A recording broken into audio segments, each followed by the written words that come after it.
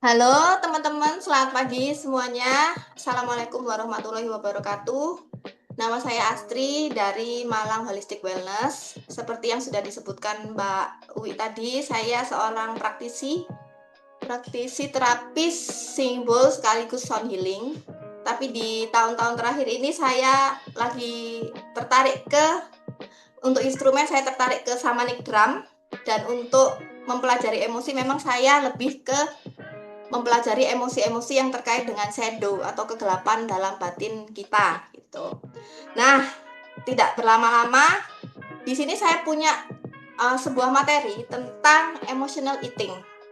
Dan ini semua diawali dari perjalanan hidup saya sendiri. Ya, yang akan saya share di sini semua adalah apa yang saya pelajari dari orang lain, apa yang saya amati dari orang lain, dan apa yang saya lakukan di diri saya sendiri. Jadi semuanya ini adalah sebuah program yang sangat saya menyusunnya dari perjalanan yang sangat panjang. Jadi ceritanya dulu, saya setelah hamil anak ketiga itu dan setelah melahirkan, waktu mau melahirkan bobot saya 70 kilo. Terus setelah anak saya lahir itu berkurang jadi 62 atau 3 gitu, 60. Karena pasti berkurang kan, mengurangi berat bayinya, plasenta dan lain-lain gitu kan. Jadi 63 gitu. Nah, di saat itu saya merasa bahwa saya sudah kegemukan. Nah, ini foto saya yang di sebelah kiri sendiri yang pakai jilbab baju putih. Itu karena miring jadi nggak terlalu kelihatan. Karena saya sebenarnya sudah menghapus semua identitas saya yang dulu di HP, sudah saya hapus gitu kan. Saya tidak mau program itu ada di bawah sadar saya lagi. Jadi saya harus effort banget ini nyari foto saya yang pas itu. Nah, itu foto saya pas di berat 60 sampai 63 lah. Jadi saya menyusui itu gemuk gitu. Karena pas menyusui kan sering lapar. Nah, ketika saya merasakan obesitas pasca melahirkan itu, ada berbagai macam rasa yang muncul ya. Yang pertama, secara fisik, ketika saya gemuk itu lutut saya rasanya sakit. Jadi ketika dia ditekuk sebentar kan, karena saya dulu rajin yoga, ditekuk gitu udah cenut gitu ya. Dan itu sangat nggak nyaman buat saya. Itu yang pertama. Terus kedua, untuk bergerak kadang gampang terengah-engah gitu kan. Ketika saya merasa diri saya waktu itu obesitas. Kemudian dari situ saya akhirnya juga ada perasaan yang perasaan sedih. Karena saya tuh ini baru pertama kalinya dalam hidup saya itu gemuk di atas 60 kilo gitu kan. Ada rasa sedih, rasa tidak layak, rasa membenci diri sendiri, dan akhirnya dari situ kan akhirnya ada motivasi dalam diri saya. Pokoknya aku harus turun berat badan gimana pun caranya. Dan itu akhirnya saya mencoba berbagai macam cara, mulai dari fitness, angkat beban, yang berakhir saya cedera karena saya punya HNP. Sudah saya sampaikan ke coach saya, tapi di satu latihan itu yang memicu HNP saya sampai saya nggak bisa berdiri. Jadi ketika sudah duduk nggak bisa berdiri, bisa sih sakit, nyeri hebat. Ketika sudah berdiri mau duduk itu juga nyeri hebat. Itu fitness, usaha saya dengan fitness. Kalau yoga, saya senang memang untuk yoga. Itu dulu saya suka untuk yoga, untuk stretching. Saya sudah mengurangi makan dan makan makanan yang lebih sehat. Nah, makanan lebih sehat itu misalkan kayak yang nggak digoreng, habis itu yang mengurangi karbo kayak gitu kan. Terus sudah diprospekin banyak produk dari teman-teman yang ya, saya nggak bilang produknya jelek, enggak, cuman sudah diprospekin gitu kan, banyak produk, banyak program untuk pelangsingan. Saya sempat mengikuti satu program penurunan berat badan waktu itu di tahun 2023 ya, di 2023. Menurut saya programnya bagus karena dia online, ada olahraganya, pendampingannya, dan ada cara mengatur pola makan. Cuman di situ saya merasa terlalu menyiksa pola makannya. Bukan apa yang saya makan, tapi polanya. Karena apa? Harus ditimbang. Jadi kita dikasih aplikasi tuh di situ. Terus kita masukin misalkan nasinya segini, ininya segini. Nanti kalau misalkan udah ada misalkan lemak kita berlebih hari itu langsung coach kita Oh WA, Mbak Astri nggak boleh makan lemak lagi, sudah berlebih kayak gitu. Nah, disitulah saya sebenarnya banyak belajar tentang pola hidup yang lebih sehat, terutama dari makanan. Cuman di sini permasalahannya ketika saya melakukan banyak hal itu dan akhirnya saya tetap gemuk. Ini yang foto tengah itu pink, itu saya sudah melakukan program dan itu tetap gemuk. Bisa dilihat dari perutnya itu berlipat-lipat. Itu saya merasa kenapa saya kok sudah melakukan banyak hal tapi saya tetap gemuk. Dan akhirnya disitulah saya mulai merenungi apa yang salah dari diri saya, apa yang saya lakukan selama ini. Dan dari situ akhirnya saya berproses selama 1 tahun dan akhirnya menjadi seperti ini. Yang di sebelah kanan baju hitam, dari seperti itu perutnya berlipat-lipat, ya sekarang masih ada lipatannya, tapi saya turun berat badan sekitar 10 kilo waktu itu. Jadi dari 61 itu jadi 51-an. Itu 51 dengan cara saya sendiri. Dari nggak pakai jilbab, dari pakai jilbab terus jadi nggak pakai jilbab ini. Jadi dari gemuk jadi gini. Nah, itu yang ingin nanti saya bagikan, kenapa kok saya bisa seperti itu. Apa hal yang sering yang jarang dipikirkan orang untuk mencapai pola hidup lebih sehat dan turun berat badan. Oke, itu cerita sedikit. Sekarang saya mau tanya ke teman-teman semua. Apakah di sini ada yang sudah olahraga tapi masih merasa berat badannya stuck? Atau sudah olahraga tapi kok masih sakit-sakitan? Ada nggak kira-kira? Silakan kalau mau cerita boleh. Ada nggak yang merasakan itu? Atau ada yang sudah ganti pola makannya jadi ekstrim banget, terus berat badannya turun, habis itu naik lagi? Kalau ada bisa chat aku gitu, karena ini dialami oleh banyak orang. Atau ada yang sudah mengkonsumsi satu produk, ya, tidak produk apapun itu, terus turun tuh, habis itu balik lagi dan tidak bisa menerapkan pola hidup yang baik. Karena biasanya kita ikut program itu kita pasti dibimbing tuh caranya makan, caranya olahraga, istirahat dan lain-lain, plus konsumsi kan. Tapi setelah di satu titik kita ngerasa kok gini-gini aja ya, kok nggak berubah ya gitu kan. Terus akhirnya nggak beli produk lagi dan balik lagi ke pola hidup yang lama. Apakah ada yang merasakan seperti itu? Aku tuh lebih ke emosional ya, apalagi kalau capek. Ya, kalau udah capek ngawur memang. Sering kita ketika capek balas dendamnya ke makan. Ya betul Mbak Vicky, yoyo dietnya. Diet yoyo. Terus ada Mbak Dini. Oh iya, iya Mbak. Nggak apa-apa, itu namanya pengalaman hidup Mbak Dini. Terus semua metode diet dicoba semua. Ya sama, saya juga metode diet dicoba sama semua, dan ada rasa satu sedih, putus asa, ada menderita karena kadang-kadang ada orang yang menawarkan program itu terlalu ekstrim, susah diikuti. Kayak saya dulu pola makannya bagus, tapi ekstrimnya adalah ditimbang. Gimana ceritanya saya ngantor makan siang bawa timbangan. Nah, itu yang sesuatu yang agak kurang fleksibel menurut saya. Oke, ternyata banyak ya masuk perimenopause. Ya, perimenopause juga mempengaruhi memang, karena di usia tertentu metabolisme kita turun. Wanita ini juga lebih susah turun berat badan, itu juga ada faktor itu.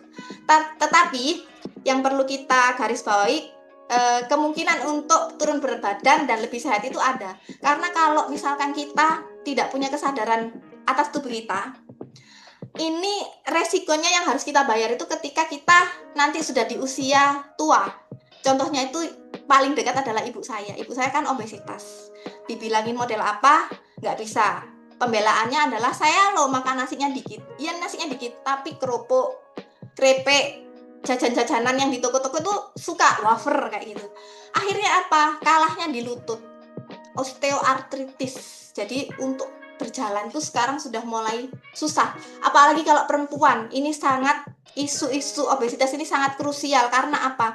Kita rentan osteoporosis. Kalau kita nanti tua kegemukan, nah kita bisa bayangkan gimana tulang kita yang misalkan naudzubillah min dzalik ya, osteoporosis itu harus menyangga berat badan kita yang begitu berat gitu kan. Oke, udah di tahap putus asa. Jangan putus asa, Mbak. Nanti masih ada harapan. Nah, oke, terima kasih atas responnya ya. Memang banyak yang masih yoyo. Oke, nggak apa-apa. Karena semua itu perjalanan yang tidak perlu kita sesali ya. Oke. Sekarang kita bahas dulu tentang obesitas.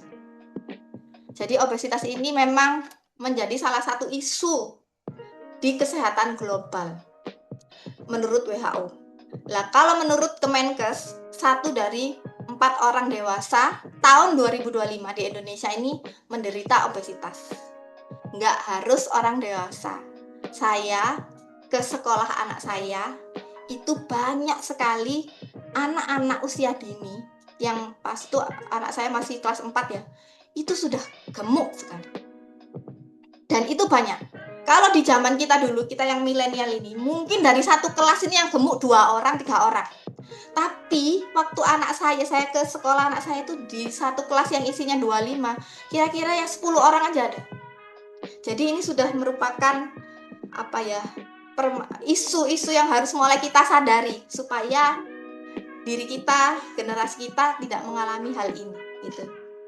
Jadi kalau kita lihat dari ranah fisik, obesitas memang kan terkait pola makan, pola hidup yang dia nanti akan kalau kita biarkan, kalau kita tetap tidak sadar akan masalah ini di diri kita, resikonya adalah penyakit jantung, tekanan darah tinggi, stroke, habis itu osteoartritis seperti ibu saya, dan yang paling banyak itu diabetes, ya kan, diabetes tipe 2. Nah, dan kita juga memahami sekarang kondisi eksternal kita itu memang sudah terlalu banyak toksik dari udara yang di spray karena cloud seeding. Jadi di udara itu juga banyak logam berat, barium, aluminium itu banyak, dan itu masuk ke diri kita. Terus tanah kita sudah jauh dari kata organik karena sudah ada pestisida dan obat-obatan kimia yang digunakan di pertanian. Kemudian air kita juga tercemar, bahkan di air itu lebih banyak mikroplastik daripada ikan gitu. Jadi semua itu akan masuk ke dalam tubuh kita secara kita nggak sadar kan. Kemudian makanan ini adalah salah satu yang paling krusial karena orang zaman sekarang untuk mendapatkan namanya sayur organik dia harus membayar lebih mahal. Dia harus mencari di tempat yang sangat spesifik, di toko tertentu gitu kan, karena nggak semua punya namanya sayur organik gitu.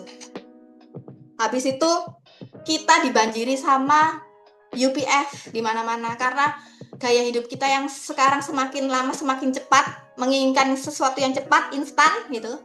Jadi kita konsumsi UPF.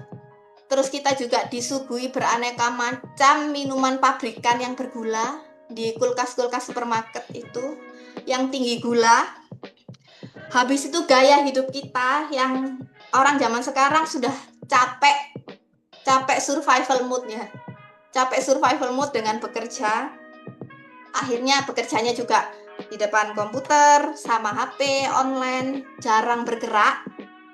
Habis itu kita juga disibukkan dengan aktivitas lainnya yang kadang-kadang membuat kita nggak sempat untuk berolahraga misalkan. Dan itu semua membuat kita rentan pada resiko obesitas. Oke, sekarang aku mau ngajak teman-teman semua untuk menghitung. Mungkin ada yang sudah pernah melakukan ini. Ayo kita hitung body mass index kita masing-masing untuk menentukan apakah kita di ambang mana, kita di angka mana. Oke, jadi kita bisa menghitung, mengenali apakah kita ini sudah normal overweight atau obesitas dengan menghitung body mass index. Yang caranya adalah berat badan Anda, silakan dicatat, ambil kertas, bawa HP, berat badan Anda sekarang, kalau misalkan hari ini dalam waktu dekat nggak nimbang, ya kira-kira aja nggak apa-apa. Berat badan Anda sekarang dibagi dengan berat badannya dalam kilogram, dibagi dengan tinggi badan Anda dikuadratkan dalam meter. Jadi kalau tingginya seperti saya 155, berarti 1,55 kali 1,55. Oke, saya ulangi, kita hitung sama-sama berat badan kita dalam kilogram dibagi dengan tinggi badan kita dikuadratkan. Contoh, berat badan Astri sekarang 51 kilogram dibagi dengan tinggi badan Astri sekarang yaitu 1,55 dikali 1,55. Nanti hasilnya tidak usah disebutkan. Jadi apabila indeks massa tubuh teman-teman kurang dari 18,5 itu masuk dalam kategori kurus. Kalau seperti saya 18,5 sampai 22,9 itu masih normal. Tapi saya normal sudah ambang atas. Jadi ya menuju ke overweight ya kalau dari hasilnya ini. 21,6 karena normal atasnya 22,9. Jadi masih PR. Kemudian yang 23 sampai 24,9 itu adalah overweight. Dan yang lebih dari 25 itu sudah masuk kategori obesitas. Oke, jadi dari situ teman-teman bisa, oh ya, kita akan membentuk kesadaran, bukan untuk menyesali, bukan untuk membenci diri sendiri, tapi membuat kesadaran baru. Oke, mulai 2026, aku akan membuat sebuah micro habit baru, agar aku bisa turun berat badan, terus tubuhku lebih sehat, hidupku lebih baik, aku lebih percaya diri. Seperti itu. Oke, sudah teman-teman? Di sini nggak apa-apa Mbak Nova, nggak apa-apa. Overweight nggak apa-apa. Kita perlu paham bahwa overweight, obesitas, normal itu hanyalah kondisi. Itu tidak akan abadi. Selama kita mau berproses, kita bisa mendapatkan apa yang kita inginkan. Oke, saya lanjut. Jadi di sini yang jadi permasalahan di obesitas sendiri atau overweight itu bukan hanya tentang urusan penyakit fisik, ya, tetapi ketika sudah masuk ke ranah batin, ranah emosi, orang-orang yang obesitas punya kecenderungan memendam sesuatu, memendam emosi tertentu, ya. Sisi emosionalnya apa? Oke, sebentar. Cara hitung body mass bisa tolong kasih rumusnya Kak di kolom chat. Oke, aku tulis ya, sebentar. Tinggi badan, berat badan dibagi tinggi badan dalam meter kuadrat. Jadi urusan obesitas tidak hanya terkait dengan masalah fisik, tetapi juga masalah emosional. Kita tahu banyak orang yang mengalami obesitas dan dibully, sehingga dia merasakan rasa tidak layak, kesedihan, kemarahan, kemudian tidak percaya diri. Nah, dan itu akhirnya, ini saya punya satu contoh, gemuk pun bisa tampil cantik. Nah, sebenarnya obesitas itu tidak ada sangkut pautnya dengan cantik atau ganteng, ya, nggak nyambung.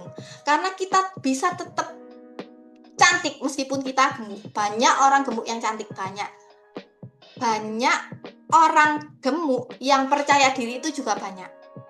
Tetapi juga banyak orang yang mengalami obesitas dan dia akhirnya mengalami namanya low self esteem alias nggak pede. Nah, ini ada sebuah cerita di beberapa negara, karena orang-orang ini khususnya wanita ya, perempuan-perempuan itu protes. Kenapa kok namanya standar kecantikan itu harus langsing, dan harus langsing dan cantik ya, wajahnya cantik. Oke. Brain beauty behavior ya. Nah, akhirnya di Thailand tuh bikin satu kontes Miss Jumbo tahun 2018.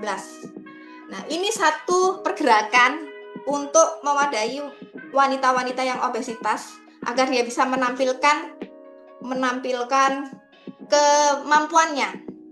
Dan akhirnya tujuannya untuk pariwisatanya Thailand, yaitu untuk menyelamatkan gajah. Sebenarnya untuk pergerakannya oke, karena sebenarnya orang gemuk pun bisa cantik, bisa percaya diri, itu oke. Dan ini ditiru di Indonesia kapan hari, saya sempat baca tapi lupa artikelnya itu di mana. Jadi setelah si Thailand ini berhasil campaign dengan Miss Jumbo 2018 untuk mempromosikan dan menyelamatkan gajah di sana, kan Thailand terkenal tuh sama gajah-gajahnya. Indonesia itu ikut, dia bikin satu kontes juga untuk menyelamatkan badak. Nah, secara misi untuk mendobrak standar kecantikan itu oke. Tetapi yang berbahaya adalah ketika kegemukan itu jadi dinormalisasi. Nah, karena gimana pun kita kan melihat akhirnya jadi program ya. Oh, ternyata nggak apa-apa gemuk, nggak apa-apa, yang penting kita merasa cantik. Nggak apa-apa gemuk, yang penting kita pede, kayak gitu. Nah, itu yang kita harus hati-hati. Karena kenapa mereka, dalam tanda kutip, mereka ingin kita gemuk, mereka ingin kita sakit, karena nggak ada cuannya, nggak ada orang yang sehat itu tidak menguntungkan. Kenapa mereka menormalisasi kegemukan itu, menormalisasi penyakit-penyakit itu? Ya karena ya tidak bisa dijadikan prospek bisnis bagi mereka, tanda kutip. Jadi kita hati-hati. Nah, makanya ya hati-hati juga sama temen Anda yang misalkan ya Anda lagi program nih, misalkan Anda lagi sedang bertekad untuk membuat habit baru di 2026. Terus Anda bikin program sendiri untuk makan sehat. Terus tiba-tiba tuh kerja diajak sama temennya, ayo kita jajan yuk gitu. Terus kamu bilang, enggak deh, aku lagi mengurangi makanan yang seperti itu. Misalkan diajak jajan cilok tuh kan, itu nggak ada gizinya, kalori aja tapi nggak ada gizinya, jajan cilok tuh. Terus kamu bilang, maaf aku lagi program. Terus temenmu tuh bilang gini, udah nggak apa-apa, gemuk yang penting bahagia. Atau ada yang bilang gini, udah nggak apa-apa, makan banyak yang penting udah nggak apa-apa, gemuk yang penting sehat. Yang sering dapat gitu siapa? Yang sering temennya ngomong seperti itu siapa? Angkat tangan. Udah nggak apa-apa, gemuk yang penting sehat. Nah, itu. Udah nggak apa-apa, makan yang banyak yang penting bahagia. Siapa yang sering yang punya teman kayak gitu? Yang punya teman kayak gitu, masukin karung, buang ke laut. Karena hal-hal seperti itu akan merusak pola kita. Kita sudah menciptakan satu kesadaran baru bahwa kita akan seperti ini, lebih baik gitu kan. Terus habis itu kena godaan setan yang terkutuk itu di sebelah itu kayak gitu. Akhirnya satu tindakan yang breaking habit di tengah-tengah itu akhirnya akan menggagalkan yang sebelumnya. Dan ya betul Pak Vicky, sering banget. Nggak apa-apa gemuk, yang penting sehat, itu yang paling sering. Dan itu sangat berbahaya. Oke, jadi mulai sekarang kita akan terima, misalkan kondisi kita obesitas, kita terima dulu kondisi kita. Tetapi kita punya kesadaran bahwa ini harus sesuatu yang kita berbagi. Setan terkutuk itu malah suami sendiri senang lihat istri gemuk. Kenapa Mbak kok suaminya seneng lihat istri gembrot? Mungkin kalau misalkan istrinya kurus takutnya dikira nggak dikasih makan gitu mungkin ya. Kalau saya kebalikannya, soalnya suami saya yang gemuk gitu ya. Dan kadang itu gimana ya, dia itu juga pernah ikut program gitu kan, tapi yo gitu. Makanya disinilah kenapa saya akhirnya memahami, oh ternyata Kenapa orang diet jadi yoyo itu karena ini. Nah, di slide inilah saya akan menjelaskan aspek yang jarang disadari oleh setiap orang. Ya, orang ketika dia mengalami obesitas, usahanya pasti keluar. Usahanya dia akan, oke, aku makan, oke, aku istirahat harus cukup, oke, aku olahraga, oleh aku gini, ambil program ini, ada suplemen ini, oke, itu semua nggak apa-apa. Tapi ketika yang di sini internal kita belum dibenahi, itu potensi kita yoyo itu sangat besar. Jadi selain keluar, kita juga harus lihat ke dalam. Dan apakah hubungan makan dengan emosi? Sekarang saya mau tanya, di sini yang di kantor punya stok cemilan siapa? Ayo jujur, yang di kantor punya stok cemilan siapa? Boleh angkat tangan. Sambil saya tak minum. Permisi ya. Di sini yang di kantor punya stok cemilan. Jadi orang di kantor itu, jujur dulu saya nyetok laju kamarku. Iya nggak apa-apa. Mbak Putri sekarang nyetok berambang goreng aja ya. Oke, jadi apa hubungannya stres dengan makan?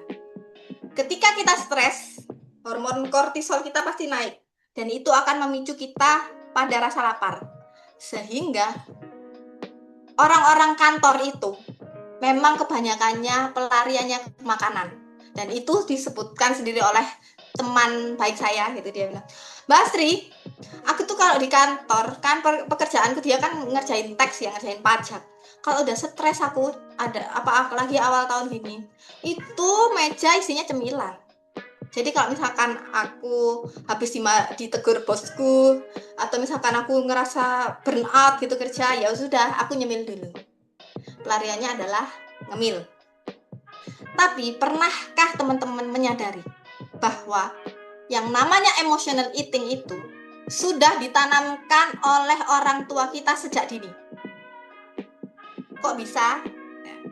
Singkat cerita, saya menemukan suatu momen jawaban dari Allah yang selama ini saya mencari. Emotional eating itu yang kenapa sih kok bisa gitu. Jadi ceritanya anak saya tantrum. Anak saya tantrum lama banget, hampir 1 jam. Kalau anak saya tantrum, biasanya saya biarkan. Karena saya nggak bisa melakukan apa-apa selain membiarkan dia nangis. Dirayu model apa dia nggak bisa waktu itu. Kemudian datanglah si Mbah Dut. Ibu saya namanya Mbah Dut kalau kita panggil. Mbah Dut datang dan seperti biasa dia menawarkan surga-surganya kepada anak saya. Bilang gini ke si Bapak waktu itu, Bapak, Mbah Dut punya es krim loh, gitu. Bapak, ayo ikut Mbah Dut ke rumah, Mbah Dut punya es krim loh, Bapak kan suka es krim coklat. Ayo yuk, jangan nangis ya.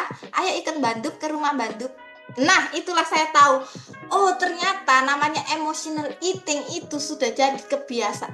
Sudah jadi sesuatu yang ditanamkan sama orang tua kita. Kita dulu mungkin nangis gitu. Mungkin kita pernah nangis, kita marah terus kita, ayo wes kene nang warung gitu kan. Diajak ke warung gitu. Ini bener. Dibujuk pakai bener Mbak dia, dibujuk pakai jajanan di warung. Itu enggak hanya anak kita, tapi kita dulu juga dibiasakan dengan anak. Nah, disinilah saya juga belajar dari anak saya. Ketika kita punya anak yang sedang tantrum,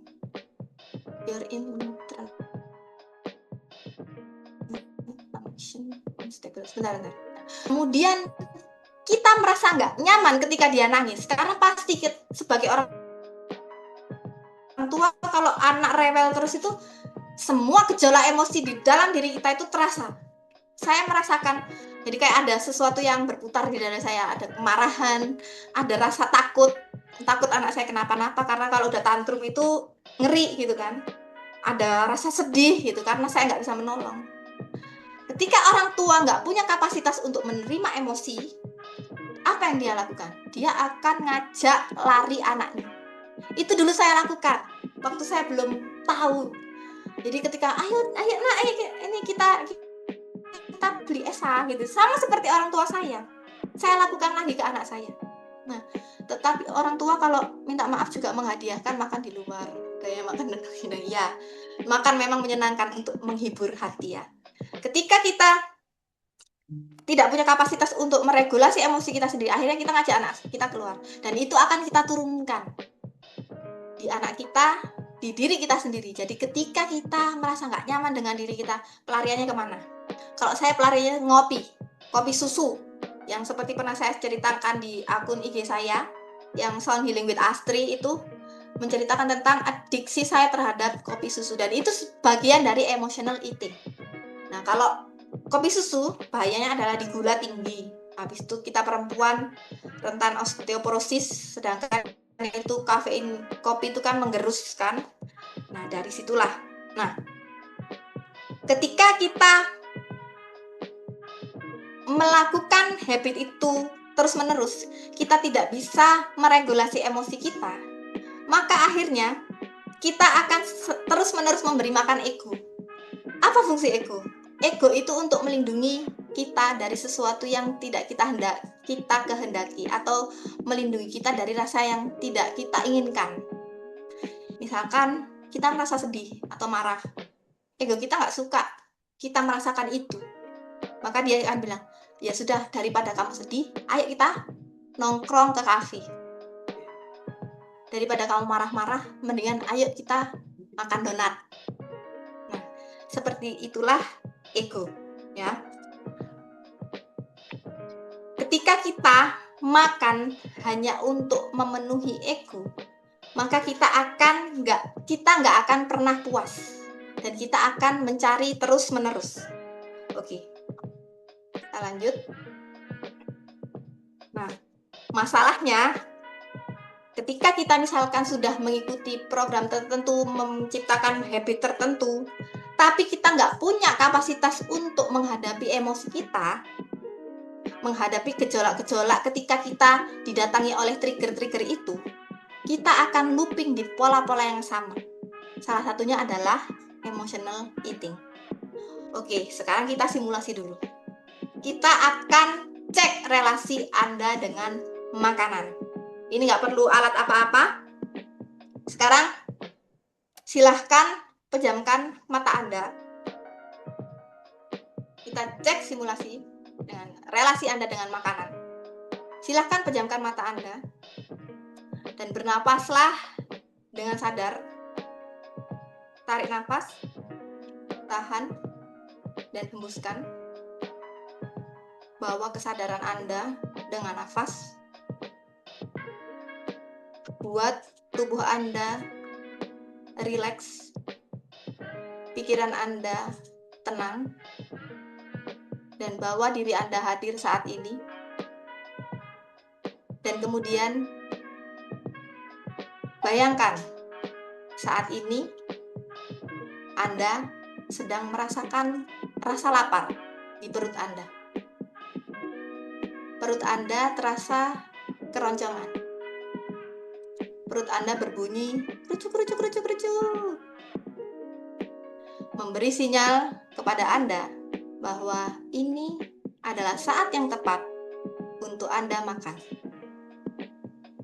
Dan kemudian ada seseorang sahabat datang. Dia membawa 2 buah makanan di 2 piring yang berbeda. Makanan yang pertama, Anda lihat, bayangkan Anda melihat makanan itu di sebelah kanan Anda. Ada semangkok capcay. Capcaynya berisi sayuran, ada wortel, ada sawi hijau, sawi putih, ada bakso ikan, ada kembang kol. Bayangkan betapa segarnya capcay itu di depan Anda. Dan kemudian juga dia membawa 1 piring lagi di sebelah kiri Anda. Bayangkan di sebelah kiri Anda ada 1 piring berisi snack platter. Di situ ada ayam crispy yang kalau dimakan di dalam mulut rasanya kriuk-kriuk, gurih, enak. Dan di sampingnya ada tempe mendoan plus petis. Kemudian di sampingnya itu ada lagi tahu isi. Tahu isinya berisi daging ayam, sayuran. Dan Anda membayangkan tahu isi itu Anda makan dengan sebuah cabai hijau yang ketika Anda makan rasanya pedas di mulut, Anda akan semakin semangat memakannya. Dan di snack platter juga ada satu lagi, singkong goreng, singkong keju yang digoreng kriuk-kriuk, gurih-gurih enyoy. Oke, sekarang bayangkan diri Anda menghampiri teman Anda untuk mengambil makanan itu. Mengambil salah satu dari makanan itu. Oke. Dan sekarang Anda sedang memakan salah satu dari makanan itu. Oke. Ketika makanan itu masuk ke dalam mulut Anda, rasakan rasa enaknya. Rasakan betapa bahagia diri Anda memakannya. Oke. Dan sekarang selesai. Oke, silakan buka kedua mata Anda. Sekarang aku minta tolong teman-teman semua ketik di chat makanan apa yang Anda pilih. Oke. Makanan apa yang Anda pilih? Capcay. Bener ya Mbak Erna ya, suka capcay ya. Oke, capcay. Ya, oke. Oke, siapa lagi? Mendoan.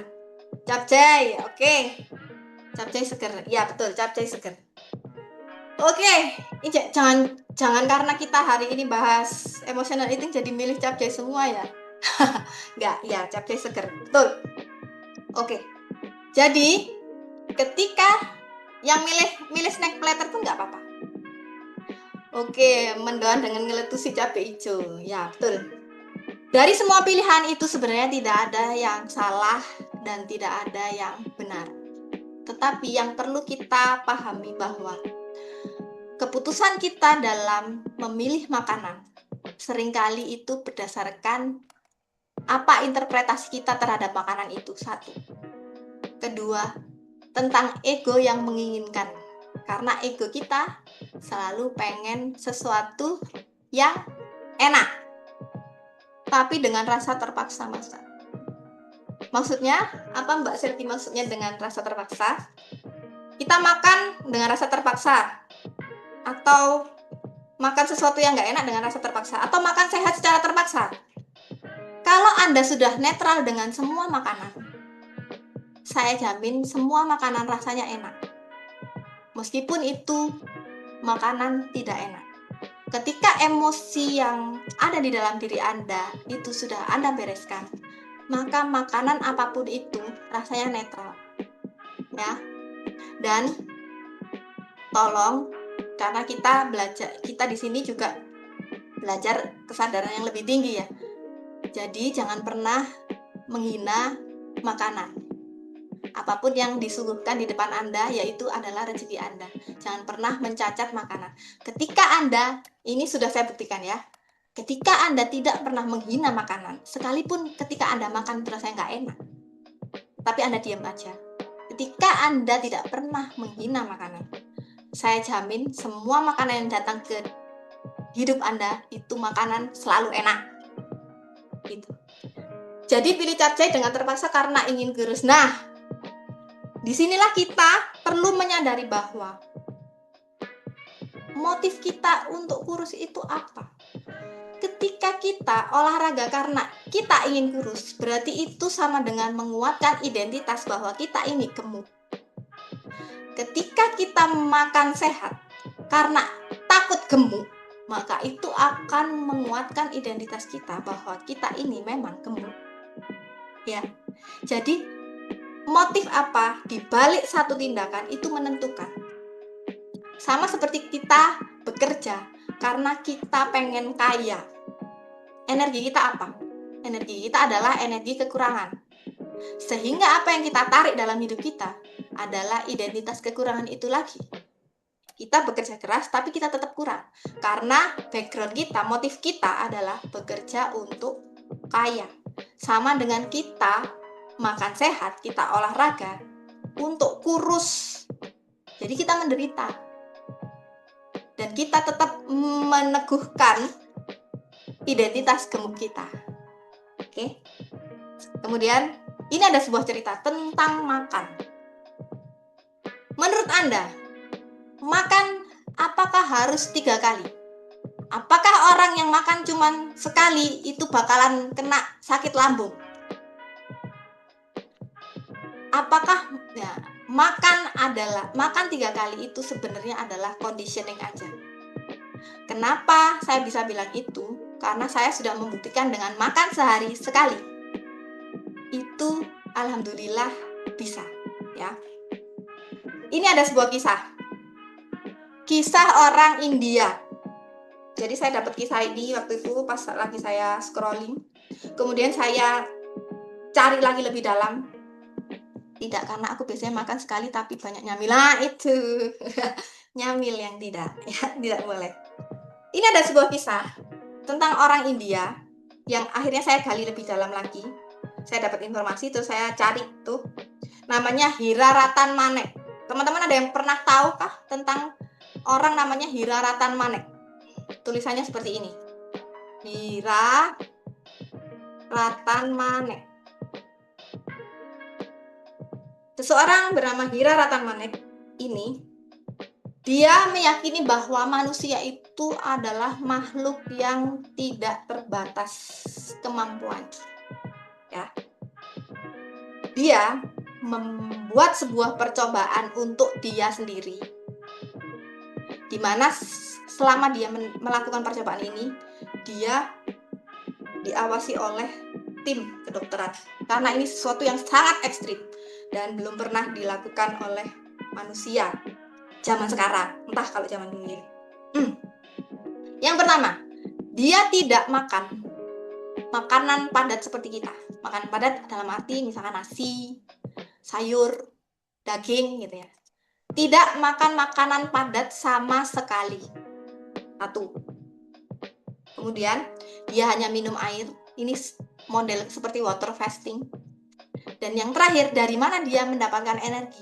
Dia melakukan suatu praktek yang namanya sun gazing atau menatap matahari. Kalau bagi teman-teman yang pernah ikut workshop saya, kita bisa mendapatkan energi chi atau prana itu dari mana aja? Mungkin ada yang masih ingat, Mbak Putri, chi atau prana kita bisa dapatkan dari makanan, dari udara, dari sinar matahari. Ya. Jadi dia menganggap bahwa energi itu bisa kita akses dari mana-mana. Ya. Dia melakukan namanya praktek sun gazing atau menatap matahari setiap matahari terbit dan matahari terbenam dengan barefoot, dengan telanjang kaki. Dia telanjang kaki. Pertama-tama dia lakukan menatap matahari ini sesuatu yang tidak mudah, ya. Dia lakukan pertama 10 detik dulu. Lihat matahari, tutup mata. Habis itu saya pernah diajari oleh suami saya tentang praktek sun gazing ini. Jadi kita menatap matahari, lihat dulu mataharinya. Nanti bayangkan cahaya matahari itu masuk ke cakra kita yang di sini, cakra ajna atau mata ketiga, masuk ke sini. Nah, dia masuk ke sini terus kemudian dia menembus sampai ke pineal gland kita. Nah, ini yang dilakukan oleh Hira Ratan Manek mulai dari dia mulai 10 detik menatap matahari sampai 44 menit satu kali sesi untuk menatap matahari.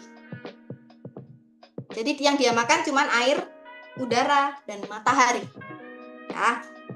Akhirnya apa? Dia melakukan ini tahun 1995 selama 411 hari.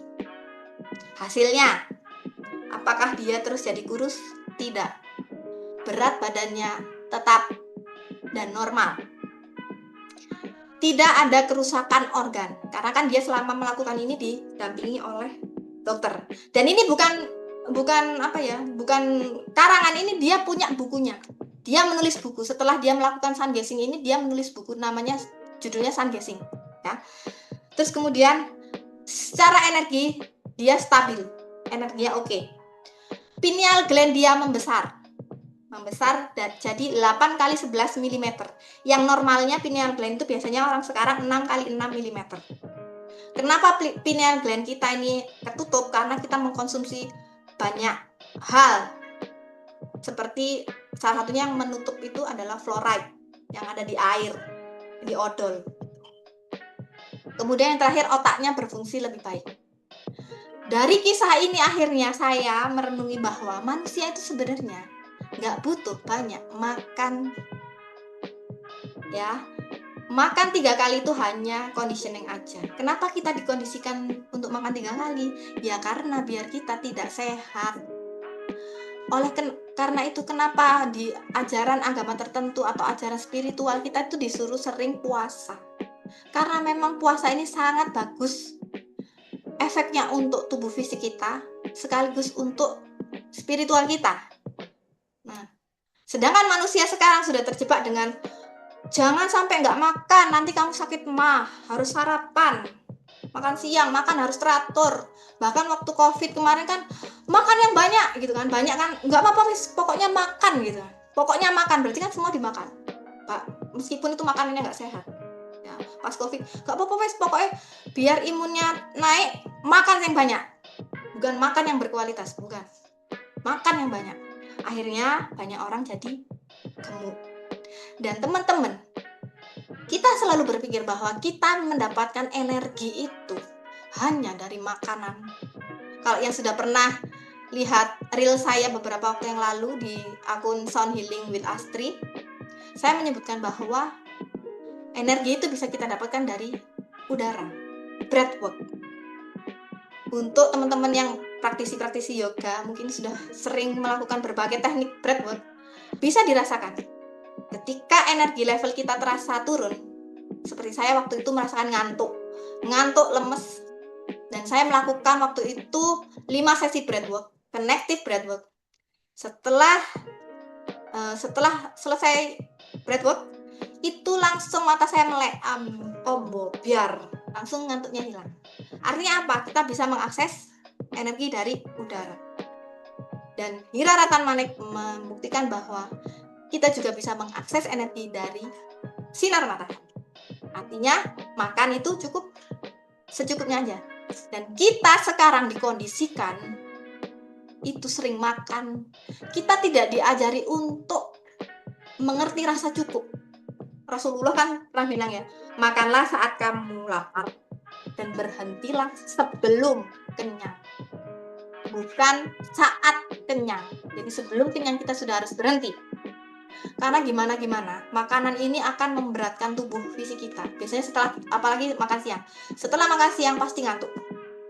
Kalau habis makan siang nggak bergerak, pasti ngantuk. Kenapa tahu ya? Karena saya juga sering seperti itu. Habis makan siang nggak bergerak, ngantuk. Makanan padat ini memberatkan badan kita. Dia harus mencerna makanan itu, dan itu butuh energi. Makanya kita malah lemes. Itu. Dan kita juga dikondisikan selalu melihat informasi. Kita sudah over informasi, over stimulasi dari mana-mana. Kita scrolling, yang kita lihat info kuliner Malang foodies gitu kan. Akhirnya apa? Indera kita ini kan terangsang untuk menyuruh otak kita untuk jajan yuk, enak ya kayaknya. Karena terlalu banyak banjir informasi, termasuk tentang makanan. Makanya kita banyak makan. Ya. Oke. Dari sini saya materinya dari saya sekian. Saya buka sesi untuk tanya jawab. Mbak Uwi, silakan. Oke, terima kasih Mbak Astri untuk materinya yang sangat luar biasa. Teman-teman, kita sudah sampai di sesi tanya jawab ya. Jadi jika ada yang mau bertanya baik tentang materi yang sudah disampaikan sama Mbak Astri, prosesnya gimana, terus maupun pengalaman pribadi, mau curhat sama Mbak Astri, boleh silakan angkat tangan dengan klik tombol raise hand yang ada di bawah, biasanya ada di bagian bawah tengah, lalu bisa unmute mic dan bisa menyampaikan langsung pertanyaannya kepada Mbak Astri. Ayo, siapa yang mau bertanya silakan. Siapa yang mau raise hand? Ada yang mau bertanya, mau sharing pengalaman tentang pengalamannya yang lagi diet, gagal diet, dan lain sebagainya mungkin? Oh itu Mbak Putri Desi, silakan Mbak Putri Desi. Ya, Silakan Mbak Mbak Putri. Astri, Hmm. ini yang udah ya. Hmm. Itu ketika melakukan suatu kita mau merubah nih kondisi makan atau memang lingkungan itu akan berpengaruh. Tapi kan bagaimana niatnya kita ya. Tapi kadang juga kayak kalau aku tuh bener-bener kadang tuh kepengaruh menjaga ketika dalam kondisi yang tadi aku bilang emosional yang kalau kita bekerja itu kan kayak udah capek kena sana sini capek pulang udah kayak udah malam terus habis itu kayak balas dendam tadi ya yang Mbak Asmi bilang kayak balas dendamnya tuh makan gitu loh. Aku kayak udah merasa aku udah kerja capek seharian tinggal makan aja pilih nih. Nah, itu menjaga emosi yang seperti itu agar tidak membuat menjadi suatu balas dendam itu ibaratnya balas dendam itu gimana ya, maksudnya itu sih yang kadang aku tuh masih susah tuh menjaga di situ ketika saya kondisinya capek, jadi kayak nggak ngurus lah, udahlah mau makan ini udah. Padahal misalkan ya aku udah makannya yang masak sendiri terus habis itu secara makan ya udah aku cukupkan aja, nggak yang berlebihan jajan ini jajan itu. Tapi once karena aku rasanya itu tadi udah hilang segalanya. Tapi dan benar setelah aku itu tak biarin, besoknya aku akan gitu lagi.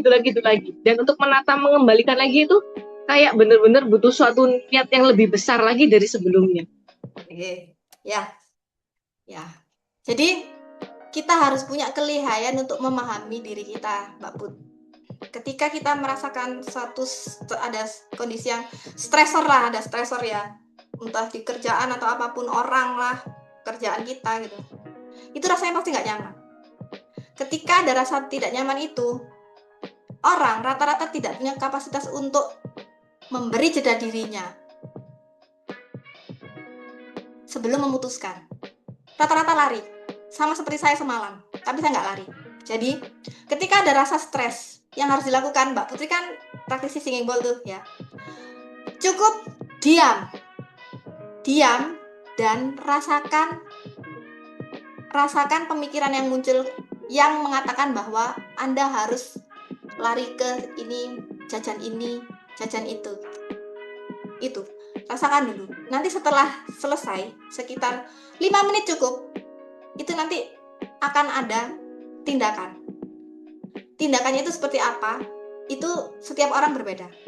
Kalau saya, ketika saya pengen banget minum kopi ya, saya kan lagi ngurangin kopi banget ya, karena kecanduan gitu kan.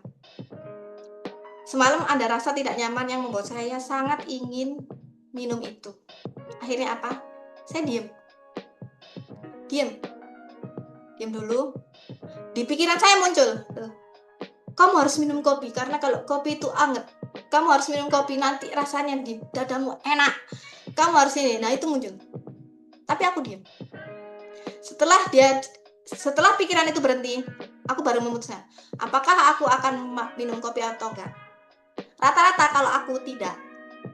Tapi ketika misalkan ada suara dalam batin Anda, misalkan aku ya, sudah kamu nggak usah minum kopi, aku minum kopi. Atau sudah kamu minum kopi, aku tidak minum kopi. Untuk apa? Itu salah satu cara untuk menghancurkan ego saya gitu. Tapi rata-rata setelah saya lakukan, saya tidak mengambil tindakan apapun. Dan itu butuh latihan. Menghadapi emosi, orang itu rata-rata tidak berani berkonfrontasi dengan dirinya sendiri. Dia berani ngomong ke orang, misalkan say no, oke, say no, tapi dia tidak punya rata-rata tidak berani mengkonfrontasi egonya sendiri. Rata-rata egonya pasti diikutin. Makanya kita diajarin puasa. Itu adalah salah satu latihan. Gimana Mbak Put? Ada yang mau ditanyain lagi? Jadi kayak emang harus jeda tadi ya, maksudnya nggak yang Betul. karena kita memang ya kadang-kadang kita tahu kan misalkan memang udah kayak belajar gini, tapi kadang di satu titik itu kayak ya lepas aja gitu loh. Mungkin udah terlalu overload ini segala macam. Anda kan sering belajar nafas. Anda Iya. sering belajar nafas. Pakai itu. Itu sangat membantu buat saya. Buat saya ya. Tapi kalau misalkan harusnya Anda juga bisa, maksudnya Mbak Putri juga bisa melakukan itu selain memberi jeda bernafas, itu sangat efektif. Ya itu siapa? Ada. Oh ya ada Mbak. Bentar Mbak Vita, Mbak Putri gimana? Ya, oke. Ya itu tadi lah, berarti intinya ya memang harus kita jangan langsung reaktif dengan apa yang Betul. ada di pikiran kita. Dan itu latihan Mbak. Dulu nih. Itu latihan, nggak bisa langsung. Karena rata-rata di awal itu memang kita akan ikut sama ego kita. Ego kita itu nggak mau kita shifting identity. Jadi misalnya dia nggak mau, kamu jadi langsung nggak mau. Kita harus reprogramming dia terus-menerus. Oke, Mbak. Ini Mbak Vita kah? Silakan Mbak Rengganis. Mbak Rengganis Rengganis, atau ya, Rengganis dulu boleh. Iya, Mbak mau nanya menanggapi yang Mbak Astri tadi bilang tentang mengkonfrontasi ego. Nah, mengkonfrontasi ego itu caranya selain dengan yang kayak nafas tadi, apa Mbak? Misalkan kadang tuh aku sadar sih, misalkan ya, kamu terlalu banyak makan misalkan, atau misalkan pengen makan banget, pengen makan sesuatu gitu ya, pengen banget gitu. Kadang tuh aku tahu bahwa itu nggak boleh atau udah makan berlebihan, tapi tuh kadang tak tabrak aja. Nah, gimana ya caranya selain kita diam, kemudian biar bisa memutuskan dan akhirnya nggak harus melawan diri sendiri dan melawan keinginan itu gimana? Nah, itu yang pertama. Terus yang kedua, tadi Mbak Asri bilang tentang sun gazing. Nah, itu kalau misalkan caranya itu gimana dan pas kapan? Apakah boleh dilakukan hanya pas matahari terbit aja? Dan apakah itu kita boleh langsung menatap matahari? Kan katanya kalau kita menatap langsung matahari itu kan berbahaya. Nah, kayak gitu. Nah, saya mau tanya tentang itu aja sih, Mbak. Oke. Aku jawab dulu yang sun gazing. Ya. Jadi sun gazing ini kebetulan suamiku karena pernah, jadi aku diajarin. Kita nggak boleh natap langsung matahari, apalagi baru pertama, terlalu lama. Nanti kan pasti kita kayak blur gitu kan ya, terlalu nyentrong ke mata, nanti bisa rusak gitu kan. Orang kan jangan lihat matahari nanti matanya rusak gitu kan. Ya yang harus kita lakukan, ya kita barefoot. Kenapa kita milih waktu matahari terbit dan terbenam? Karena di momen itu sinarnya tidak terlalu keras buat mata kita. Ya. Jadi pagi sekitar jam 9, jam 8 oke. Kalau suami saya dulu jam 8. Kalau saya pernah melakukan di jam 9, pernah di jam 10 pernah. Tapi di awal memang sebentar aja. Tidak harus 10 detik seperti si Hira Ratan Manek. Kuatnya berapa menit? Kita tatap matahari, kita lihat, masukkan sinar itu ke dalam mata kita, terus bayangkan sinar itu juga masuk ke mata ketiga kita sini. Nah, langsung kita tutup mata sebentar, tutup mata dan berdiri barefoot sambil memandang matahari, seolah-olah matahari sinar itu masuk ke dalam cakra mata ketiga kita. Nah, itu bayangkan di sini, nanti biasanya ada entah gambaran apa, entah titik apa gitu ya. Itu lakukan 5 menit aja cukup di awal. 3 menit pun nggak apa-apa. Kalau Hira Ratan Manek kan dia bertahap karena nggak bisa menatap matahari langsung, tuh nggak bisa gitu. Kalau suami saya dulu waktu program dia itu berhasil gitu ya, itu menatap matahari dan grounding, jalan nyeker. Jadi kenapa saya bikin webinar ini, itu karena salah satunya saya pengen teman-teman tahu bahwa untuk hidup sehat itu sebenarnya kita nggak butuh sesuatu yang mahal.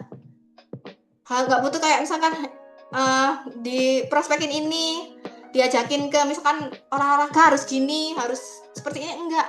Hidup sehat itu sangat murah, karena saya dulu ya merasakan dari yang membeli macam-macam dan akhirnya tidak membeli apapun. Maksudnya ya hidup seperti biasa, seperti manusia biasa gitu, tanpa produk-produk itu gitu. Itu tentang sun gazing. Terus kedua, untuk mengkonfrontasi ego, ya. Pada dasarnya, ego itu akan melindungi kita dari sesuatu yang nggak nyaman. Seperti misalkan, kenapa seseorang itu marah? Karena ada ego yang terluka. Nah, ego ini melindungi kita supaya kita melakukan aksi. Apakah kita reaktif atau kita menyaksikan kemarahan itu. Karena semua tindakan itu kan pilihan kita. Sama ketika kita makan. Kepingin banget makan. Ego yang sudah selalu kita besarkan. Jadi kita makan itu nggak hanya memberi makan badan, tetapi memberi makan ego. Kita yang sudah terbiasa jajan. Ya, saya dulu jajan. Terus terang suka jajan cilok, batagor gitu ya. Biasanya jajan-jajannya. Ketika ada satu habit yang saya patahkan, ego ini pasti teriak-teriak. Ayo jajan lo, enak itu batagor. Kamu lo biasanya beli di situ kayak gitu. Ego itu nggak terima. Dan kita seringnya kalah. Nah ini makanya saya spill dikit ya. Memang saya di sini akan membuat sebuah program. Di sini nanti saya akan mengajarkan bagaimana kita mengkonfrontasi ego itu. Gitu Mbak Rengganis. Mungkin nanti habis ini ya, biar bareng-bareng. Gitu ya Mbak Rengganis ya. Oke, terima kasih Mbak Astri. Sama-sama. Selanjutnya ke pengguna Zoom ya, Mbak siapa tadi? Boleh langsung Mbak Vita. Mbak Vita, boleh langsung nyalain mic-nya Mbak. Mbak Astri. Ya Mbak Vita. Mbak, di manakah Anda berada? Aku di Semarang. Iya, sambil olahraga ini, coach kita paling rajin. Mbak, aku boleh bagi tipsnya ya. Kalau secara teori sih kadang orang diet dan lain-lain itu konsepnya banyak banget kan. Tapi balik lagi ke dirinya mereka masing-masing. Boleh nggak aku minta tips gimana untuk tadi konfrontasi ego udah ya. Tapi setelah aku pelajari ternyata tuh memang sosok perempuan itu terbiasa menyembunyikan perasaan. Oke. Kayak aku pengen nih kurus. Aku ikut temanku diet A. Temannya berhasil, dia tidak berhasil. Lalu dia sedikit drama. Lo masih diet nggak? Masih. Padahal kalau di dunia kita kan yang dilihat hasil ya. Nah, tipuan-tipuan terhadap diri sendiri itu yang kadang-kadang tuh kayak memberatkan program. Di sini balik lagi saya personal trainer Balance Life. Apalagi saya handle sekarang untuk usia yang senior, yang tarungnya sudah bukan sama sosmed dan lain-lain, tapi dengan hormon kita sendiri. Itu masih aku temuin 80% rata-rata mereka bersembunyi. Ada keinginan besar tapi dia separuh-separuh jalaninya. Satu, rasa malu, mungkin dia berhasil, aku kok enggak ya. Kedua, ini yang bahaya, benar-benar tidak bisa mengarahkan. Dia punya keinginan tapi pikirannya dia tuh masih, ya aku nggak bisa makan nasi padang nih. Ya, semakin dikasih program, semakin keinginan makannya dia gede. Kan besok aku olahraga lagi. Nah, kalau aku pelajaran kenapa sih kok kayak gitu? Yo, aku malu kalau ditanyain. Mereka semua berhasil kok aku enggak. Iya. Kadang-kadang itu kayak yang capek mau dikasih contoh gimana lagi ya, gini kayak gitu. Jadi aku mungkin perempuan itu emosinya kompleks ya. Rumah, kerjaan, anak dan lain-lain. Dan mereka kebanyakan bersembunyi dengan cara menikmati hidup dengan makan, kongko, arisan. Saya terlihat I'm happy, I'm well. Tapi di balik itu ketika session ketemu saya yang lutut sakit, tangan nggak bisa takut, bangun tidur suka kepiur, apalah segala-segala. Jadi bagi tips dong Mbak untuk kontrol emosi secara menyeluruh. Secara menyeluruh. Jadi supaya ketika nanti masuk ke emotional eating-nya tuh lebih gampang lagi. Ketika dia di kantor, dia ke-distract sama situasi kantor dia udah bisa handle dirinya sendiri gitu. Jadi nggak perlu cari camilan biar nanti. Gitu Mbak. Oke. Thank you. Oke, terima kasih Mbak Vita pertanyaannya. Jadi memang sebagai wanita ya banyak yang melakukan banyak hal untuk hidup lebih sehat, saatnya ikut program, tapi masih belum bisa mengendalikan emosinya ya. Karena kita perlu memahami lagi bahwa namanya hidup sehat holistik itu tidak hanya dilihat dari satu aspek. Yang sering kita lakukan kan usaha di dunia fisiknya, di sisi fisikalinya, makan, olahraga, semua itu kan sisi fisikali. Lah, kenapa banyak orang yang akhirnya gagal? Ya karena dia tidak membangun kesadaran dulu. Bahan bakarnya dia bisa jadi karena satu, ikut-ikutan misalkan. Dua, bahan bakarnya karena rasa malu. Rasa malu karena teman-temannya bisa langsing, dia enggak. Teman-temannya bisa sehat, dia enggak. Bahan bakarnya rasa malu. Tiga, bahan bakarnya misalkan ego yang terobsesi untuk membentuk badan. Itu juga enggak benar ya, enggak baik. Motif yang seperti ini nanti akhirnya ya sudah selesai. Ketika enggak berhasil ya sudah. Ketika yoyo ya sudah balik lagi. Jadi dia tidak membentuk satu kesadaran baru. Dia tidak membuat satu habit baru. Karena bagaimanapun namanya micro habit itu harus ditanamkan sampai ke bawah sadar. Nggak bisa cuman sekedar ayo kita rutin olahraga, makan yang ini, nggak bisa. Nah, makanya kenapa ini sama seperti yang tadi Mbak Rengga ditanyakan Mbak Vita, nanti saya memang ini membuat satu program untuk menata lagi emosi kita ketika kita harus berhadapan dengan emosi dan pelarian itu. Gitu. Ya, karena tidak dapat dipungkiri memang makanan itu adalah salah satu pelarian yang paling enak, paling gampang, dan paling berbahaya juga kalau kita biasakan itu terus-menerus. Nah, kalau untuk wanita ya memang kita memang dari kecil terbiasa dengan doktrin-doktrin dari orang tua kita. Seperti misalkan kita dilarang merasakan kesedihan. Jadi jangan nangis kamu, cengeng, gembeng kamu. Nah, terus atau misalkan nggak oleh ngamuk-ngamuk, jangan marah, api. Nah, kita nggak hanya perempuan, laki-laki pun juga. Dari kecil terbiasa untuk merepresi emosi-emosi kita. Dan kalau misalkan Anda belajar TCM, emosi itu tersimpan di dalam organ. Kalau Anda ikut workshop simbol kemarin, emosi dan trauma itu juga tersimpan dalam fascia, dalam tubuh kita. Nah, apa yang harus dilakukan? Ya kita harus mengalami emosi itu ketika Tuhan memberi kita trigger. Kalau kita terbiasa memendam emosi, ibaratnya ini ember, diisiin emosi, dipendam terus. Nah, Tuhan itu harus ngasih kejadian yang lebih menyakitkan lagi di masa depan untuk mengeluarkan ini semua. Saking banyaknya pendaman Anda. Ya. Dan ketika pendaman Anda terbiasa memendam emosi plus lari dengan makan. Jadi merasakan sedih, lari, emosinya terpendam, Anda makan, selain gemuk pasti sakit gitu. Dan untuk membangun mindset seperti ini memang prinsip pertama kita tidak bisa mengendalikan orang lain. Yang bisa kita lakukan adalah membantu dia untuk membangun kesadarannya sendiri gitu. Jadi Mbak Vita misalkan punya klien yang udah dikasih pola gitu, tugas Anda hanyalah memberi clue, sama seperti healer. Healer itu tidak menyembuhkan.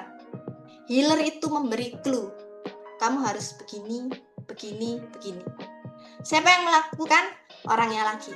Berhasil tidaknya itu semua tergantung orang, tergantung kita masing-masing. Ya. Makanya di sini saya menawarkan sebuah tantangan untuk 30 hari. Namanya Sacred Body Reset. Kenapa sacred? Sacred adalah sakral. Tubuh kita ini ibarat kuil sakral untuk meriset lagi secara fisik dan energi. Karena apa? Yang di luar selalu kebanyakan orang di luar yang ditawarkan adalah cara-cara fisik. Dan di sini saya akan bermain di ranah emosional dan energi. Targetnya apa?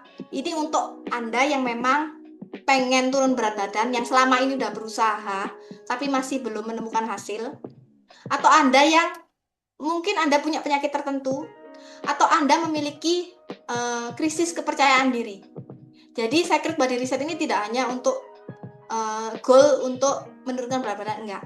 Tapi disinilah nanti kita akan belajar untuk memahami emosi-emosi kita yang membuat kita lari ke emotional eating.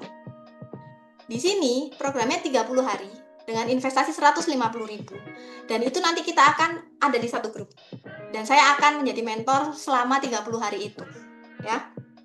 Nanti di sana juga ada pola-pola yang saya jamin insya Allah mudah, karena saya sudah pernah mencoba berbagai pola yang rumit, dan di sini polanya mudah ya. Dan supaya pola ini terasa mudah, maka yang harus kita bereskan pertama adalah emosi kita. Kita harus membuat yang saya sebut menata micro habit untuk mereprogram bawah sadar kita ya. Jadi ini nggak hanya cuman pola physically tapi holistik, mereprogram bawah sadar kita. Itu pertama. Yang goalnya adalah nanti tahun depan saya doakan misalkan Anda ikut, Anda tahun depan shifting identity dari identitas yang awal tahun seperti ini, Anda menjadi seseorang yang baru di akhir tahun depan. Jika Anda konsisten melaksanakan pola-pola yang menurut saya cukup sederhana ini. Ya, nanti di sana Anda dapat pola, terus nanti ada video edukasi, ada audio self healing, ada 2 audio yang harus Anda dengarkan. Nggak harus setiap hari, tapi nanti ada caranya. Yang satu ini tentang bagaimana nanti Anda mencintai diri Anda. Yang kedua ini tentang memahami bawah sadar Anda selama ini. Rasa-rasa apa yang muncul ketika Anda melihat diri Anda sendiri. Karena itu sangat krusial. Saya di foto yang tadi, di foto di awal, ketika saya, ini bukan masalah jilbabnya ya teman-teman, bukan masalah jilbab. Berat badan saya gemuk, baju saya model-model kedodoran gitu. Saya tidak punya rasa percaya diri dengan diri saya. Saya tidak berani melihat kamera gini, bikin video itu tidak ada.